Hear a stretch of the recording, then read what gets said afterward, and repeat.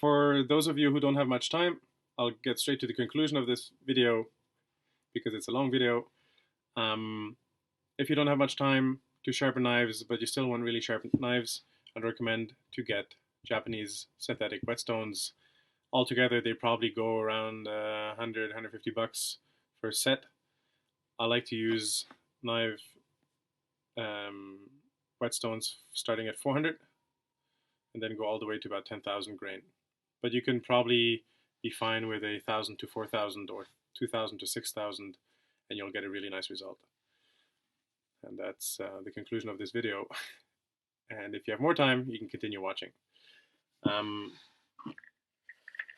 The second choice probably would be if you're in an apartment and you don't have the space or the time or you don't want to do it, get one of those pull-through ones that are angled at 15 to 16 degrees ish, usually called Asian, because Japanese knives have usually that more acute angle, and I guess the definition of Asian from the manufacturers is that it's meant for Japanese knives. Because other manufacturers in other Asian countries probably do completely different things. Anyway, so I think it's the comparison to Western knives, which mostly are like German or French knives, and they usually run around the 20 degrees. So this is fine, although this is a Wüsthof and it's 20 degrees.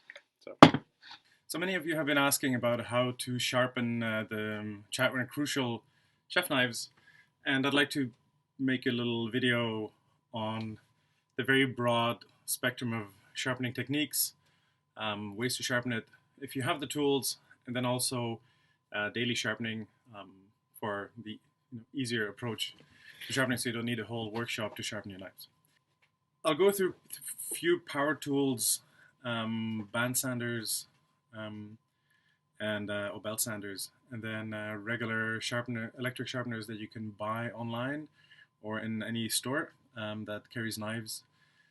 Some better than others, in my personal opinion. And then manual techniques where you can use whetstones or any kind of sharpening steels to get your knives sharp. I'll do a comparison, so I'll take one chef knife for each sharpening technique, and then we can do comparative cutting.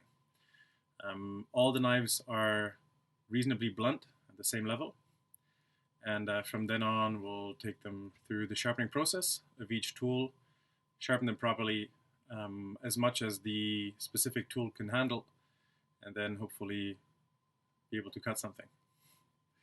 Right, so let's get started. So I'll go through various knives. This is one knife. I marked Phillips on it, and I'll use this sharpener here. It's a little old school. It's an electric one where you can use for scissors and pull through on both sides. And then I have one that says whetstones. For whetstones, I'll be using my Japanese whetstones that all have different grains. Anywhere from 400 to 10,000. 10,000 grain, so that's almost like polishing it. Really, really fine. Those are whetstones, and they will be wet, they're not oil. I'll use water. And then I have one here, it says Chef Choice. Chef Choice is one of those classic $100-something Chef's Choice diamond sharpeners, where you have little sides here you pull through, go through the stages, 1, 2, 3, and then supposedly end up with a sharp knife. Another one is manual pull through. There are various sharpeners, some of them from like Wüsthof or like a bunch of different manufacturers. This is Fiskars. There's a lot of different brands that make exactly the same thing, same but different. And then I have a belt sander with different papers, different grains, which is a whole different ball game. We'll start with the pull through. Okay, so this knife here,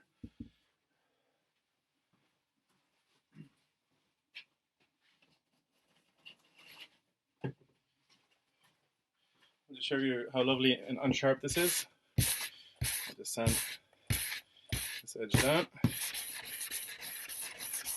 Alright, so this is the current level of sharpness.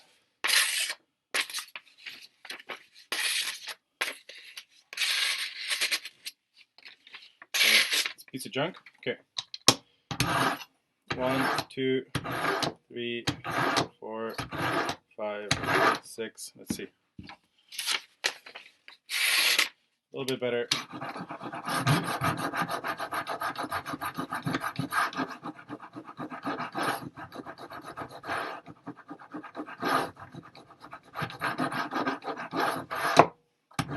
So these I use dry. You can, if you really want to go overboard, you can probably add water to it. You can open them up. You can put water in it. I don't know. It does heat up the steel a little bit, but it's not like a crazy amount of heating. So this works kind of okay. For the little bit amount of work that it does, this is okay. The problem is these knives are sharpened at 15 degrees. This is probably around the 18 to 20 degrees angle roughly, and it also depends on how you hold it. As you can see, this has been used and it kind of breaks off eventually. It's not the greatest anyway, but it does an okay job. So I'd say this thing sharpens probably to about 60% of a decent sharpness of a knife. The last 5% are the hardest to attend, okay? Then this one's same, but just different, bigger wheel. I'll just dull it again. I know this is horrible to watch for some people, but anyway. So another test. Regular piece of paper. Okay, crap. Okay, just put it through. This one here bounces a little bit, as you can see.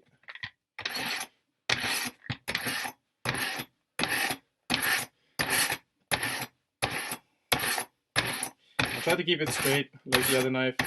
If you hold it in angles, it might vary. Okay, let's see. So this is not bad.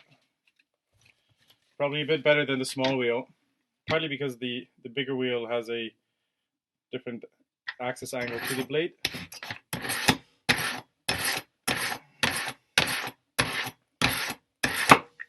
Okay, let's see. So this is kind of okay. I'd give it like probably 60-65% of the sharpness that this knife can attend. Right. So pull through. They're okay. Easiest way to do it. Pretty cheap. Reasonable results, but probably not the best. So I wouldn't recommend them, but still probably one of the better options out there. Okay. This is the Philips. There's a bunch of different kinds of styles. I've chosen this one because it's portable, it's small, and it's kind of cute. And from a design point of view, Philips is pretty cool. Philips, well done.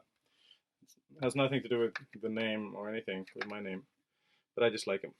So this one here adjusts to sharpen the blade, sharpen scissors. So we'll do it to sharpen blade.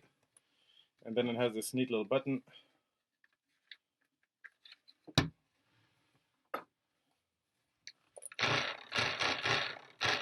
Okay, I'll just turn it around so it's easier for me to use. Again, Philips, current sharpness. Already sharpened this one, right? So we'll dull it down.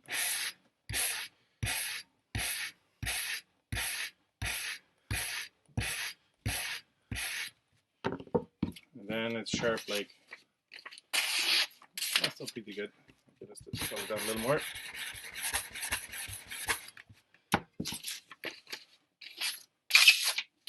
This is horrible. Okay. Alright, so this doesn't cut. This won't cut anything. I'll try this.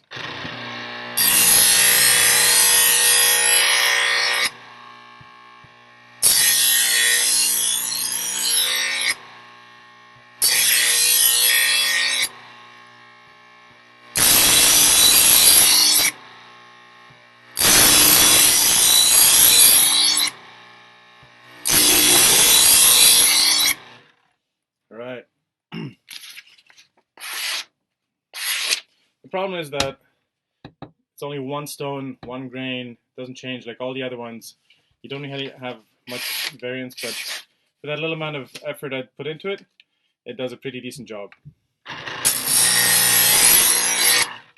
And angle-wise, I'd say that it's probably closer to the 16-degree range if you really put it in a proper angle. I mean, you can change the angle, right? So if you hold it like that, it'll probably be more cute. So there's a bit of variance to it. So this is not bad. Also, it works great. Wouldn't really recommend it. But if you want to, it's small, it's easy, it works well. It's fast. Probably one of the better small home electric sharpeners out there. Okay. All right. Let's go to the big boy, Chef's Choice. Chef's Choice, right? I'll point it this way so you can see what's happening, and I can see the knives because I have to put them through this way.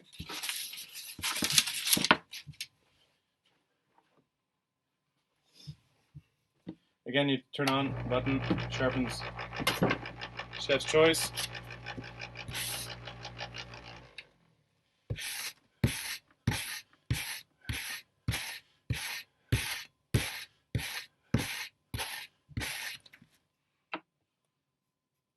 Pretty dull. You can make it a little more dull.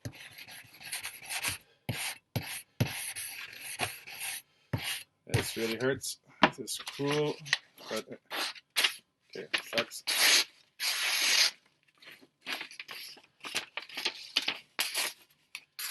Okay. So I'll go in stages. 1, 2, 3. This is the rough one, so finer, and then very fine.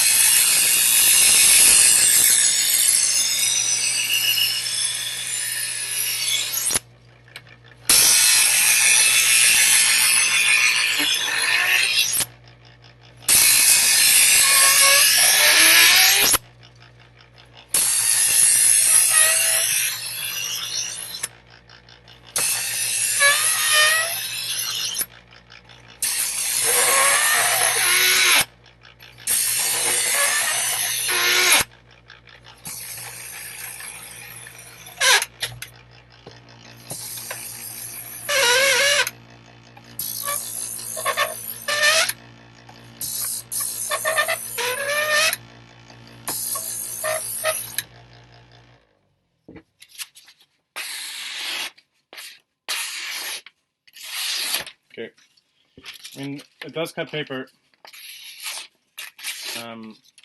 Not great. Not a huge fan. It's pretty bulky, big, and noisy, but it does work to some degree. The only problem is that the blade touching the wheel wobbles, so there's no precision whatsoever. And if you look at the grain itself, it also kind of beats up the blade, and the angle is very flat, so it's not very cute. I'm guessing 20 or 25 degrees. Like, it's pretty, yeah, not my favorite. So save yourself the money. This is probably in the 100, I guess 150 bucks range. There's different styles and different models. I'd spend the money on something else. That's just my opinion. Okay. So Chef's Choice, all done. Then whetstones. Whetstones is my personal favorite. There are 3 different kinds of stones that I use. All have different levels of graininess. Up. There you go. I'll soak them in water, and I'll be back in a minute.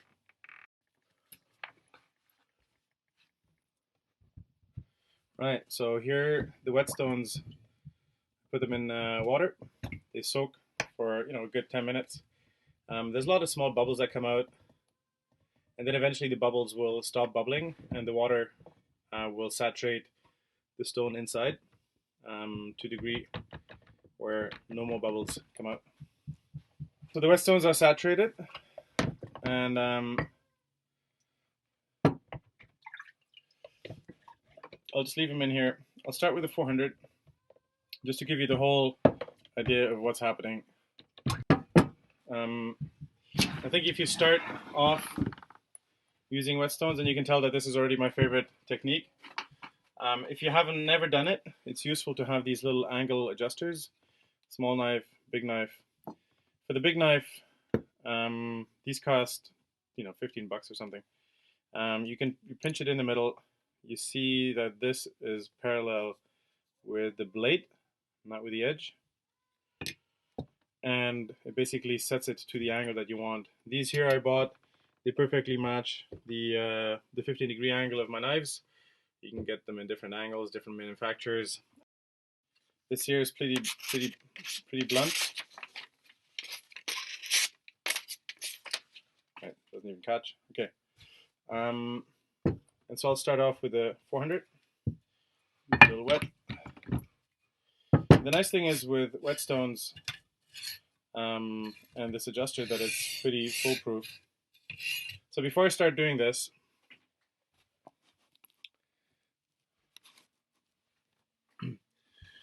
before I start sharpening with a whetstone, there's a million techniques out there, and everyone has their way of doing it, and everyone will criticize everyone else's technique. Okay, so I'm doing this with the knives that I know and how it works well, and I've done it quite a bit. I've sharpened probably several thousand knives, and this one here works pretty well for me. Whatever everyone else is doing, that's great. And I'm always happy to learn. I'm not a master, nothing's perfect, but it works for me. And then this is just an advice on how you want to do it, and if you want to learn from me, and if you have any better ideas, I'm happy to learn. But this is how I do it, right?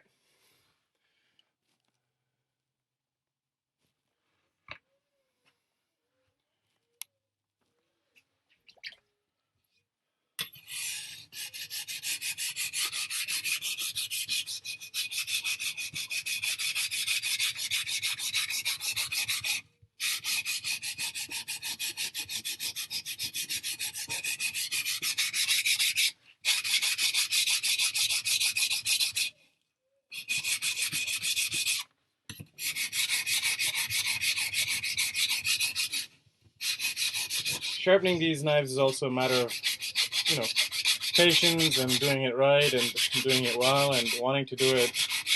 I like to take my time. For me, it's a bit of a Zen thing to do. Anyway, so here I took with 400. 400 is pretty rough for this kind of knife, unless it has like big burrs. You want to go rougher, but this is totally fine. And then I'll go on 1200.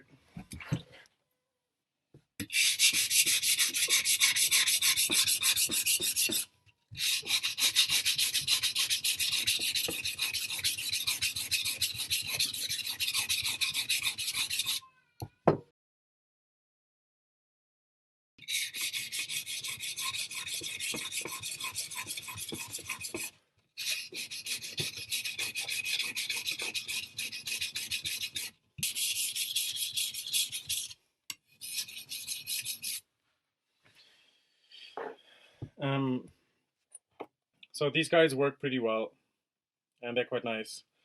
Once you have the hang of it, you can also sharpen without the guides. The only problem when you begin doing it is that often you tend to lift your blade further away from your body. And what happens then is that instead of having a blade that has an angle, it's rounded off. Then it rounds off and dulls on the bottom. Okay? So if you do that, I suggest to use the upper body, use the shoulder, and the arms, and do like a full body movement. So you rock with it, rather than just doing that, because that's very inaccurate.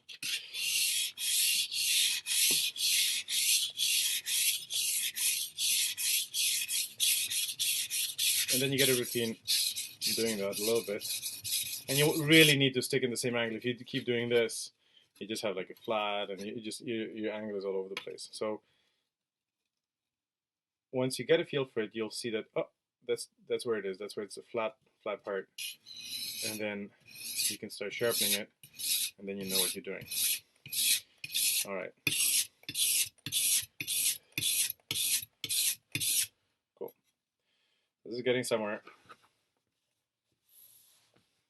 It's getting a bit better.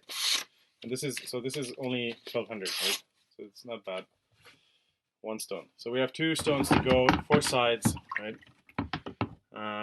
I'll continue here with 4,000. 4,000 on this side. There's 1,000 on this side, so I'm skipping that because I already went 1,200.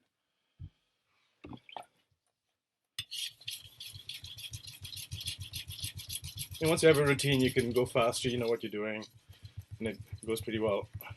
You can practice on any knife. I'd recommend, if you don't know how to do this properly, go to the thrift shop, buy a shitty knife, and make it super sharp, and you'll realize that even a mediocre knife can be really, really sharp. It might not keep the edge well, but at least you can get it pretty sharp.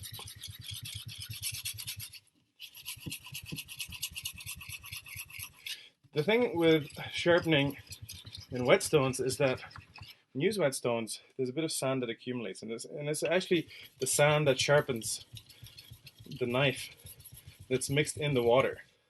So you want to kind of keep it like this little mushy puree of water and sand. And then the gray stuff that comes off is the metal that's being shaved off. See? All right. So I'm moving forward here. I'm not going to spend a ton of time. I could sharpen this for much longer, but I just want to prove a point that the whetstones work pretty well because you go from rough to very fine, and you don't just have one sharpening thing, because one sharpening stone really doesn't do much. You can get leather strops to strop your knife, which is also pretty awesome.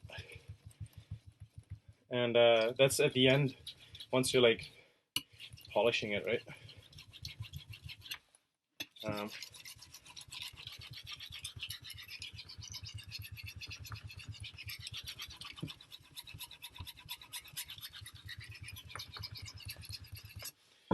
right. And after each use, wash your knife off or rinse it.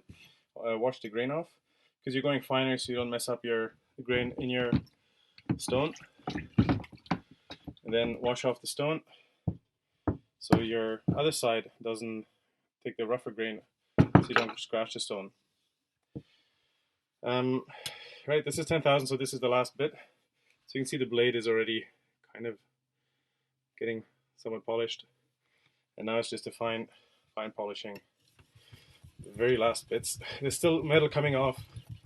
It's still sanding it off, but just very, very little.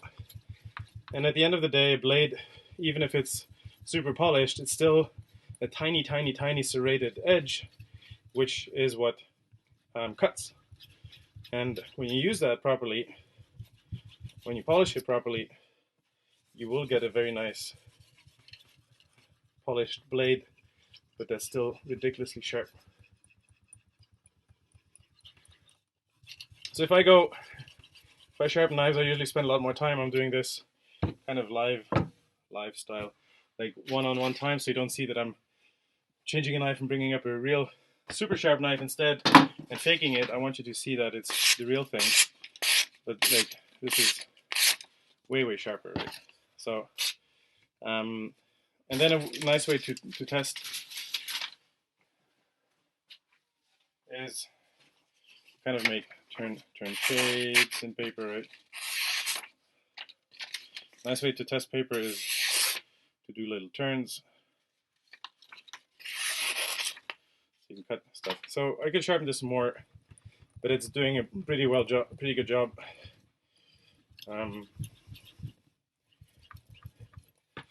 And you'll see that the the blade is somewhat polished. Is it?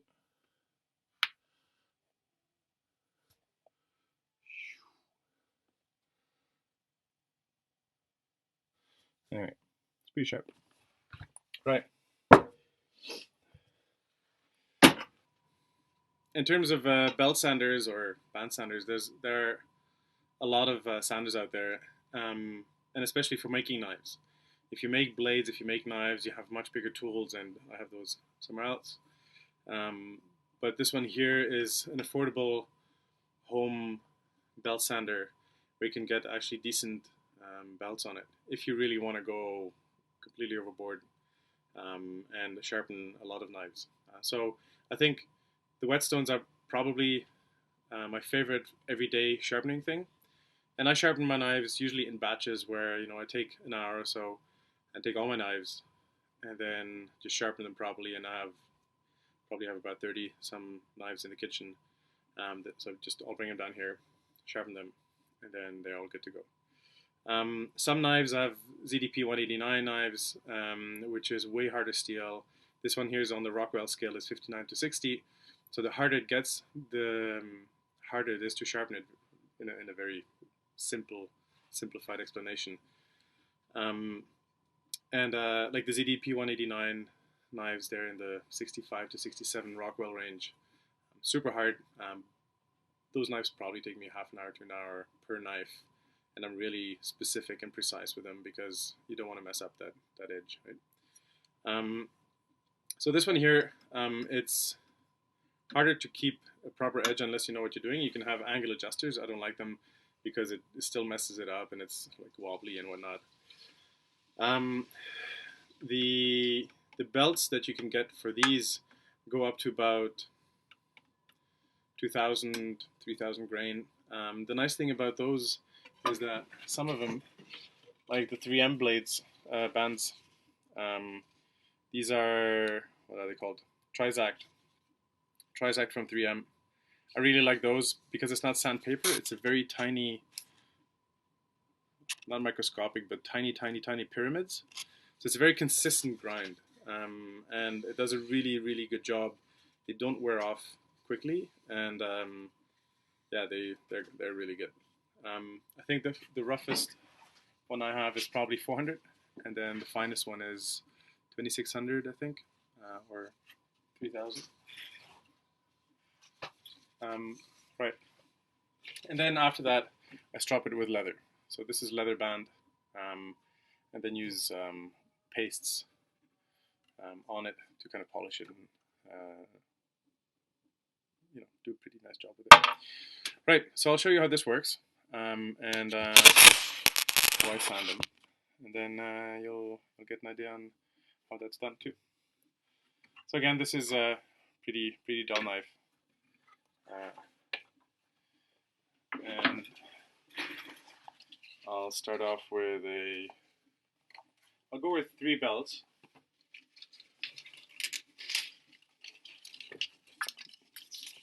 This one is a 15 micron finishing blade paper, which is super fine and also works. And then I'll polish it with some leather, okay?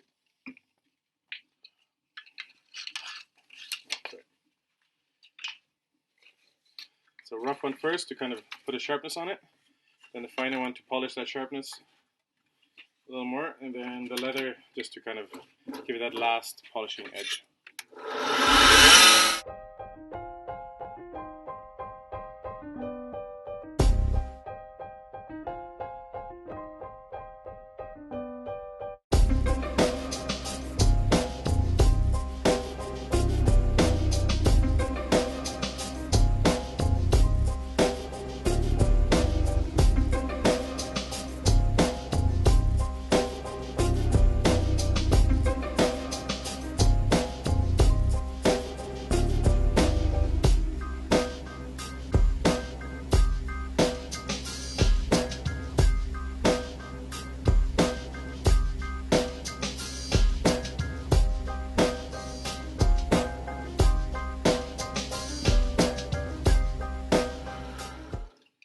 The only problem with these fast belt sanders because they move so quickly, is that the steel will heat up. So if you're not really experienced with it, especially the tip can heat up pretty quick, and then you'll see discoloration.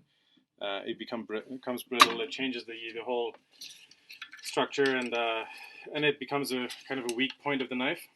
So I'd recommend, if you're starting off, you can cool them off.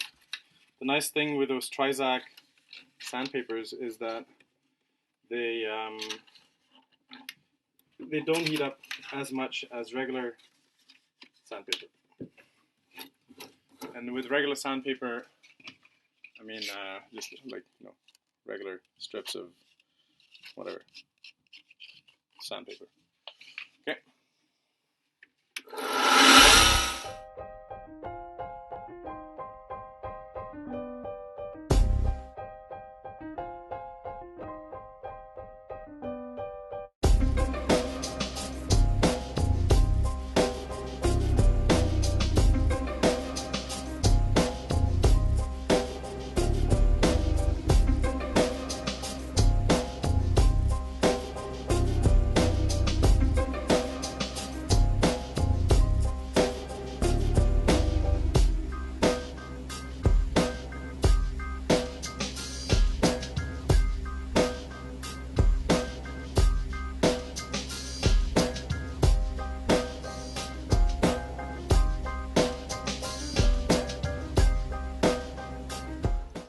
Keep in mind that this is just an example, just to show you guys what to do. This is not how I sharpen the knives in general.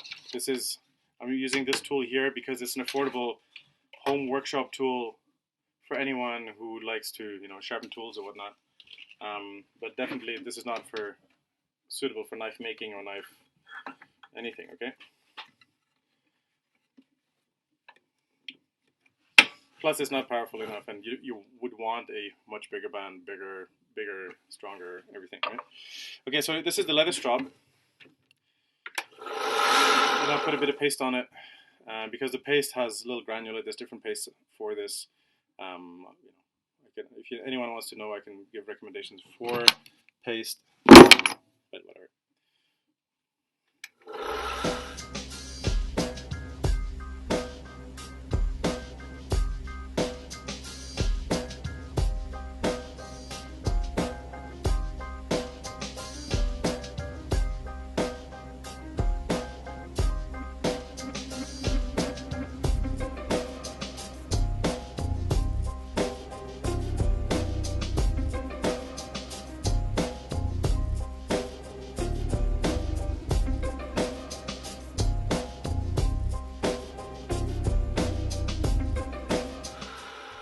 One more thing, if you sharpen knives on a belt sander, the sandpaper or any kind of friction takes the metal off, but also folds some of the metal over to the other side. So when you touch on this side, you'll feel that there's a bit of a leftover metal from the other side.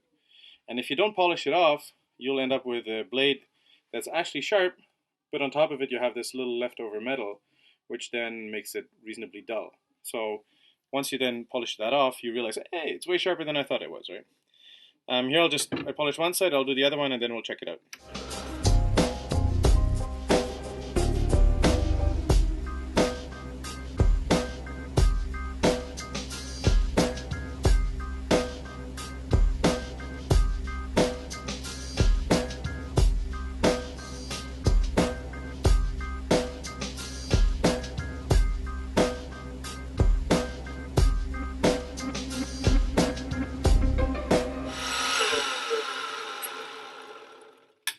Also, when testing sharpness of a knife with paste on it,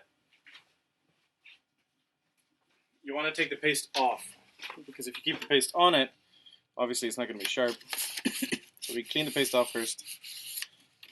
Paste is stuck here, right? And then it's like butter, right?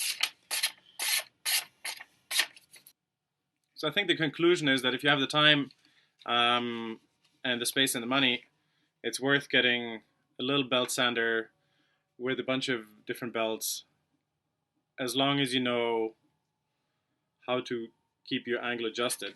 I rotate my whole body sharpening them, rather than just using my hands, because it's just all over the place. And I've used this quite a bit for my kitchen knives as well. My angles are pretty consistent, and I think that's basically just own experience, right? And again, like you learn from your mistakes, you learn by doing, and everyone else has their own ways of doing it. So anyone has a critique to say, or whatever. So I'm happy to hear from you. Anyway, so this is what I really like. When you buy those things, they usually have like a little angle holder just to kind of keep keep the angle, whatever, and you can adjust the angle, but I find that's kind of useless. Partly because I like to freestyle it, and I have knives that have 22 degrees and some that have 12 degrees, whatever. So, and then eventually you'll look at it, you'll see what the angle is. You can straighten it out, and then you'll realize this is the angle I have to hold it to, and then that's how you sharpen it, right? And one way to also check if you've messed up is when you have a light source above you, and you pinch one eye, and you see the reflection. If you have a reflection one light, and especially if just one light source, not a bunch of them here, because then you have different reflections. If you have one light source, you look at it, you see the reflection, and then you twist, and you see another reflection. That means that you have one sharp edge, another sharp, and then another sharp one. So it's not a consistent grind, right? If you only have one reflection, it's because you have one nice flat surface, and that's your angle, and then you've done a good job. If you have a bunch of them, it's kind of not so great. And sometimes when you go sideways, you'll see that there's a tiny patch, there's another patch, and it's just not a good result, right? So it's all about practicing. And to start off with, especially these knives here, personally I'd recommend Japanese whetstones. They go from probably $30-40 a stone to the synthetic stones are, I think if you have a $60-70 stone with two sides, you've paid a decent price, and it's probably a pretty good quality product. And then you can get natural stones from in some places in the US. There are stone mines or quarries that have natural stone that have such fine sediment granulate that's perfect for using as whetstones, and those are ridiculously expensive, right? So you can easily spend $700-800 or thousands of dollars for a whetstone if you're really into it, but personally, I don't think you need it. The synthetic whetstones are great. You can order them online. You can buy them in good knife stores. I probably wouldn't go to your home hardware store, because those are sandstones that are used for tools. So they're not for knives. And once you touch the blade on it, you'll realize that it looks like you just ground sandpaper over it. And it's a big mess, and it really, really doesn't work that well. So take knife or whetstones just specifically for knives. And you can get grains up to 12,000, 15,000.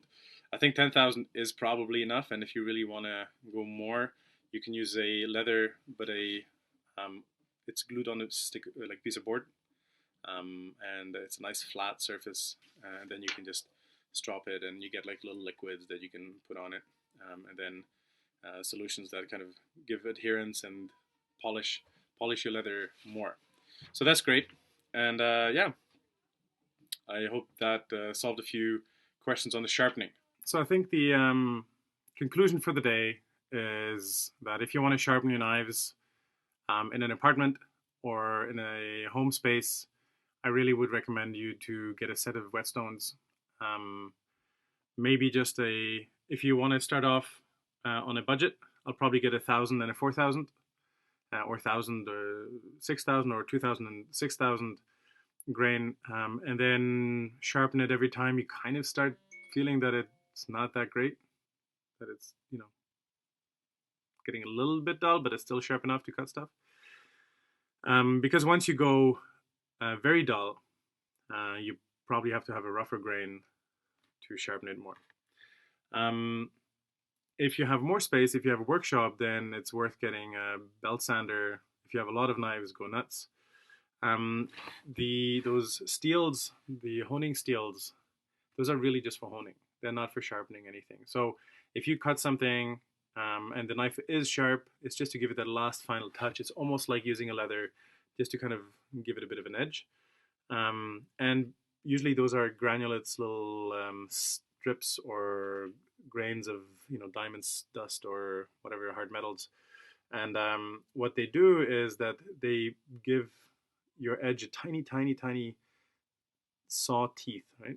So it's kind of like a micro saw, and then sharpens it. So it doesn't really sharpen your knife, but it just gives those tiny teeth to give it an edge to cut through something more.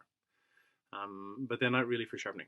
So if you use those constantly, your knife will get duller, but you're not really getting anywhere unless you just go for hours, and they're not really that great. So they're really just for finishing just before you, like if you butcher an animal and after 10 minutes of cutting, you're like, oh, it's not cutting as well. You can just give it a tick tick tick tick, couple of stops, and then keep going, and it just adds that the last few percent of just really sharpness to it. But it's not good to sharpen a knife completely. And then if you really don't want to spend the time or money, or not really aren't too excited about sharpening with whetstones or learning about it, or just want to have a very low maintenance knife set that I don't want to spend my time, my free evenings sharpening knives, then you can get one of these. And I'd recommend, maybe not specifically this one, but you can get some that have specific angles. And if you're looking for one, the naming probably would be Asian knives, which is not really correct in any way, but because Asian knives, a lot of knives are made in Asia. But I think what the manufacturers mean with Asian knives is that Japanese knives often have a much more acute angle. Somewhere you can find knives between 16 and sometimes even 10 degrees, right? 10 degrees on each side, so 20 degrees. And there are knives like Hattori knives that are ridiculous. They're $2,500 a knife, and they're beautiful, and they have the most acutest edge, and you can cut a car, into. But for your daily purpose, get something that has like a 15, 16 degree angle, and you're good to go, right?